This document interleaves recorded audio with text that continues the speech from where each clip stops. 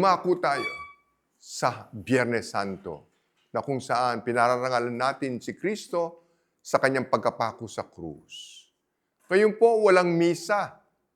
Tahimik nating pinagninilayan ang halaga ng ating kaligtasan sa pagkamatay ni Kristo sa krus. Ang pagiging kalahok ay nangangahulugan na sa panahong ito, sinusuri natin ang ating budhi.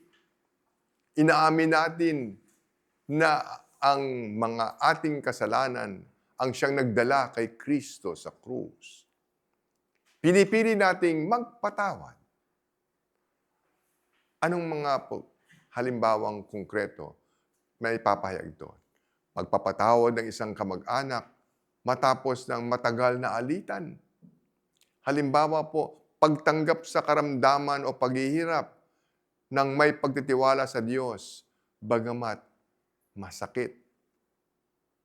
Pagbaba ng pride upang makipagkasundo. Itinuturo sa atin ng Biyernes Santo na ang pag-ibig ay hindi lamang damdamin, na ang pag-ibig, ang tunay na pag-ibig ay sakripisyo. Ang pag-ibig ay nanatiling tapat kahit masakit.